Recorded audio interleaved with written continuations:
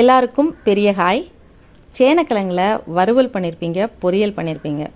ஒரு டைம் இந்த மாதிரி கிரேவி செஞ்சு பாருங்கள், திரும்ப திரும்ப செய்வீங்க. சப்பாத்தி, பூரி, இட்லி, தோசை எல்லாத்துக்குமே செம்மையான காம்பினேஷன். இப்போ வாங்க நம்ம எப்படி செய்யலான்னு பார்க்கலாம். ஒரு கடாயை அடுப்பில் போட்டிருக்கேன். அதில் 1 டேபிள் ஸ்பூன் அளவு கொத்தமல்லி விதைகள் சேர்த்துருக்கேன்.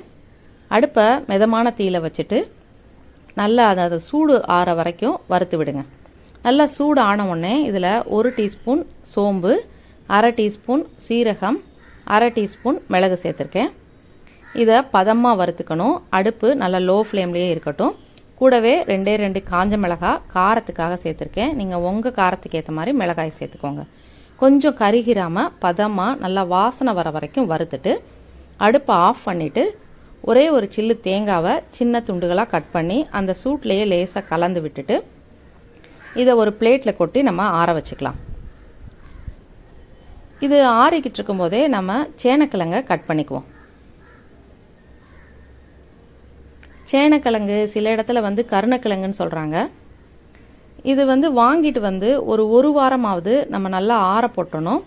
அந்த ஈரத்தன்மை இருக்கும் பொழுது இந்த கிழங்கு செஞ்சு கட் பண்ணி நம்ம செஞ்சோன்னா நமக்கு நாக்கு சாப்பிடும்போது அரிக்கும். அந்த அந்த ஒரு கெமிக்கல் ரியாக்ஷனால் நாக்கு அரிக்கும். அதனால் வாங்கிட்டு ஒரு 10 நாளாவது இந்த மாதிரி நல்லா காஞ்சி போயிடணும் மேலே.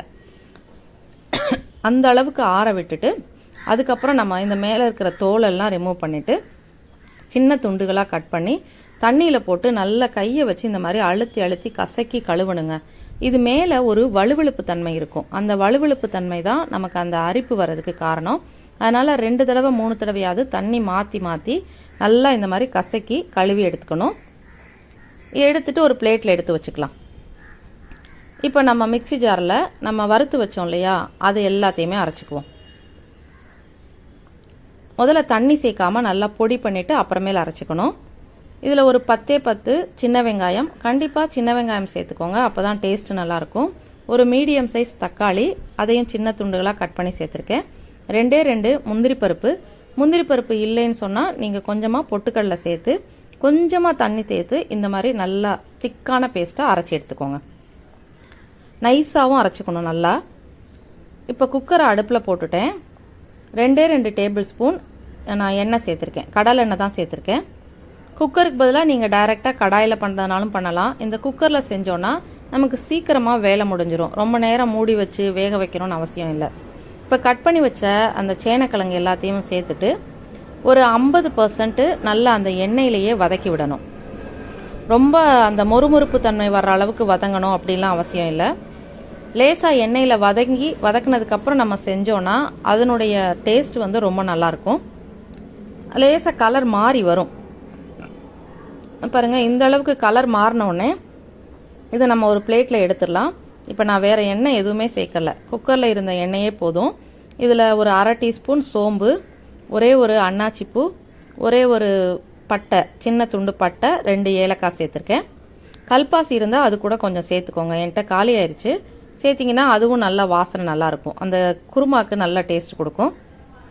இது நல்ல வாசனை வர அளவுக்கு வறுத்ததுக்கப்புறம் வெங்காயம், மீடியம் சைஸ் வெங்காயம் நல்லா சின்ன துண்டுகளாக கட் பண்ணி சேர்த்துக்கோங்க. சாப்பர் இருந்தால் சாப்பரில் கூட நல்லா அடிச்சிட்டு கூட சேர்த்துக்கலாம்.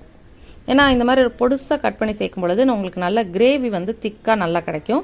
இதில் ஒரு சின்ன தக்காளி, ஏன்னா ஒரு தக்காளி நம்ம அதிலேயே கிரேவியில் சேர்த்துட்டோம், அதனால் ஒரு சின்ன தக்காளி மட்டும் சின்னதாக கட் பண்ணி சேர்த்துருக்கேன். கூடவே ஒரே ஒரு டீஸ்பூன் இஞ்சி பூண்டு விழுது. அடுப்பை நல்லா லோ ஃப்ளேம்லேயே வச்சுட்டு நல்லா வதக்கி விடுங்க. அந்த தக்காளி நல்லா தோலை உரிகிற அளவுக்கு நல்லா வதங்கணும். இஞ்சி பூண்டுடைய பச்சை வாசனை போகணும். நல்லா எண்ணெய் பிரிஞ்சு வரணும். அதுக்கப்புறம் நம்ம அரைச்சி வச்ச விழுதா இதில் சேர்த்துக்கலாம். சேர்த்துட்டு அந்த எண்ணெயிலேயே ஒரு நிமிஷம் அளவு நல்லா வதக்கி விடுங்க. கூடவே கொஞ்சமாக மஞ்சத்தூள், நம்ம மஞ்சத்தூள் இதில் சேர்க்கவே இல்லை, அரைக்கும்போது கூட சேர்த்துக்கலாம். நீங்கள் கொஞ்சமாக நான் உப்பும் சேர்த்துருக்கேன். 1 டீஸ்பூன் உப்பு சேர்த்துருக்கேன். 1 டீஸ்பூன் காஷ்மீரி மிளகாய்த்தூள். எல்லாத்தையுமே நல்லா வதக்கி விட்டுக்கலாம். ஒரு 10 செகண்ட் 20 செகண்ட் நம்ம வதக்கி விட்டால் போதும். ரொம்ப எண்ணெய் பிரிஞ்சு வரணும் அப்படிலாம் அவசியம் இல்லை. இப்போ நம்ம லேசாக வதக்கி விட்டுட்டு தண்ணி சேர்த்துடலாம். நம்ம மிக்ஸி ஜாரில் நல்லா ஒரு 200 250 ml தண்ணி. இப்பயே நீங்கள் கிரேவி திக்னஸை நீங்கள் பார்த்துக்கோங்க. உங்களுக்கு எந்த அளவு கிரேவி திக்காக வேணுமோ அதுக்கேற்ற மாதிரி தண்ணி சேர்த்துக்கோங்க. ஏன்னா வெந்து வரும்பொழுது இன்னும் கொஞ்சம் கூட கட்டியாகும். அதனால் நம்ம கொஞ்சம் கூடவே தண்ணி சேர்த்துக்கலாம். சேர்த்துட்டு நீங்கள் உப்பு காரம் செக் பண்ணிக்கோங்க. ஒருவேளை காரம் உப்பு பத்தலைன்னா இப்போ கூட நீங்கள் சேர்த்துக்கலாம். எனக்கு எல்லாமே சரியாக தான் இருக்குது. இப்போ நல்லா கொதி வரட்டும். இது கொதி வந்து லேசாக மேலே வந்து எண்ணெய் வரும். இந்த ஸ்டேஜ் வந்த உடனே நம்ம வதக்கி வச்சிருக்கிற சேனைக்கிழங்கு இதில் சேர்த்துடலாம். சேர்த்துட்டு நல்லா கலந்து விட்டுக்கோங்க. பாருங்கள், எனக்கு கிரேவி இந்த அளவுக்கு இருக்குது. எனக்கு வெந்து வந்ததுக்கப்புறம் இன்னும் கொஞ்சம் கம்மியாகும். நாங்கள் வந்து பூரிக்கு தான் வச்சு சாப்பிட போகிறோம். அதனால் திக்காக இருந்தாவே போதும். இப்போ குக்கரை மூடிட்டு ஒரு விசில் ஹையில் வச்சுட்டு அப்புறம் அடுப்பை சிம்மில் வச்சு ஒரு 5 நிமிஷம் வச்சுட்டு நீங்கள் ஆஃப் பண்ணிடுங்க. சரியாக இருக்கும். அப்போ தான் நமக்கு நல்லா வெந்து மேலே அந்த எண்ணெய் பிரிஞ்சு வரும். இப்போ நல்லா ப்ரெஷர்லாம் அடங்கிருச்சு. திறந்து பார்க்கலாம். பாருங்கள், மேலே எண்ணெய் பிரிஞ்சு வந்திருக்கா? இப்போனா கிரேவி வந்து நல்லா டேஸ்ட்டாக இருக்கும். கிழங்கும் நல்லா வெந்து வந்திருக்கு. இதில் கொஞ்சமாக கொத்தமல்லி இலைகள் தூவிட்டு சாப்பிட வேண்டியதான். நீங்களும் இன்றைக்கே செஞ்சு பாருங்கள்.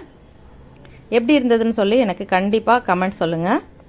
இந்த வீடியோ பிடிச்சதுன்னா லைக் பண்ணி ஷேர் பண்ணி கண்டிப்பாக சப்ஸ்கிரைப் பண்ணிக்கோங்க. மறுபடியும் இன்னொரு வீடியோவில் உங்கள் எல்லாரையுமே சந்திக்கிறேன்.